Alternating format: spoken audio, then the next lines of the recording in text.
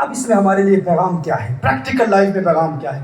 جب بھی کوئی صدمہ پہنچے، جب بھی کوئی زندگی میں تکلیف آئے، تو اللہ کی عطاؤں پر غور کرو، اس کا فائدہ کیا ہوگا، اور اللہ کا شکر ادا کرتے رہو۔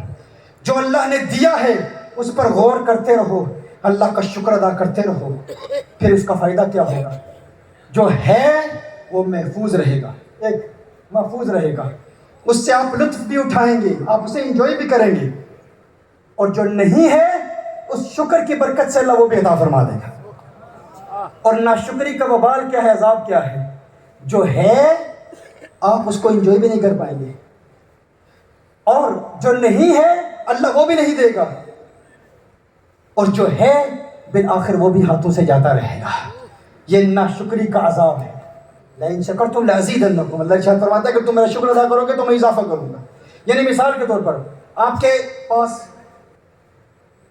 ایک گھر ہے یا ایک گاڑی ہے، آپ چاہتے ہیں میری 3 گاڑیاں ہوں۔ اب جو ایک گاڑی آپ کے پاس ہے یا ایک سائیکل ہے، کسی کے پاس گاڑی ہے، آپ چاہتے ہیں میرے پاس گاڑی ہو، یا آپ کے پاس 1 لاکھ ٹکا ہے، آپ چاہتے ہیں میرے پاس 1 ملین ہو جائے۔ اگر آپ اس 1 لاکھ پر غور کرتے رہیں اور اس پر اللہ کا شکر ادا کرتے رہیں تو اس کا فائدہ کیا ہوگا؟ جو 1 لاکھ ہے وہ محفوظ بھی رہے گا۔ ہر روز رات سونے سے قبل اللہ کی بارگاہ میں شکر ادا کریں ان نعمتوں پر جو اللہ نے عطا کی ہے۔ اللہ نے اولاد دی ہے، یا اللہ تیرا شکر۔ اللہ نے مکان دی ہے، یا اللہ تیرا شکر۔ اللہ نے صحت عطا فرمائی، یا اللہ تیرا شکر۔ کچھ کوالٹی ٹائم نکال کے ہر روز رات سونے سے قبل اللہ کی نعمتوں پر شکر ادا کریں۔ جو اللہ نے دیا ہے اس کا فائدہ کیا ہے؟ جو ہے وہ محفوظ بھی رہے گا، ایک آپ اس سے لطف بھی اٹھائیں گے، آپ اسے انجوائے بھی کریں گے، اور جو نہیں ہے اس شکر کی برکت سے اللہ وہ بھی عطا فرما دے گا۔ اور اگر یہ کام نہ کیا تو جو ہے اس کو آپ انجوائے بھی نہیں کر پائیں گے۔ کتنے ملٹی ملینئر لوگ ہیں جنہیں ہم جانتے ہیں، وہ اس کنزیومرزم کی رٹ ریس میں پڑے ہیں، پیسہ کمانے کی رٹ ریس میں۔ ملینز ہیں لیکن ان کی توجہ ان ملینز پر نہیں ہے جو ان کے پاس ہیں، ان کی توجہ بلینز پر ہے جو ان کے پاس نہیں ہے۔ ملینز ہیں ان کے پاس لیکن اپنی فیملی کے ساتھ، اپنے بچوں کے ساتھ بیٹھ کے 1 کپ چائے پینے کا بھی ان کے پاس ٹائم نہیں ہے۔ اور جو وقت گزرتا جاتا ہے ان چھوٹی چھوٹی خوشیوں سے محروم رہتے ہیں، جو گھر کے اندر خوشیاں ہیں ان سے محروم رہتے ہیں، ان سے لطف نہیں اٹھا پاتے۔ کیوں؟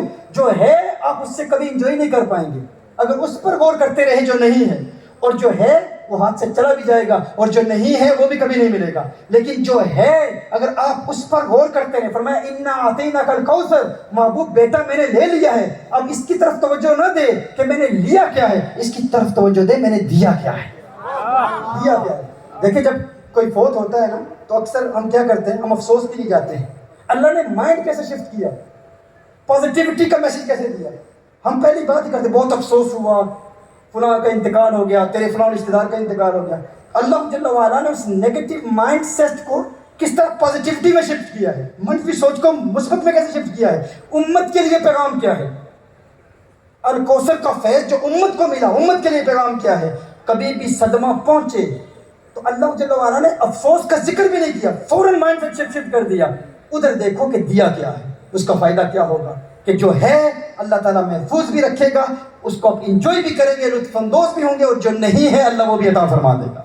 موسیٰ علیہ السلام اللہ کی بارگاہ میں جا رہے ہیں، ایک فقیر ملتا ہے، غریب شخص، موسیٰ علیہ السلام کی بارگاہ میں عرض کرتا ہے، دیکھا کہ اس کے پاس پہننے کے کپڑے بھی نہیں ہیں، بالکل غریب سا شخص ہے اور ریت سے سطر ڈانپے ہوئے ہیں۔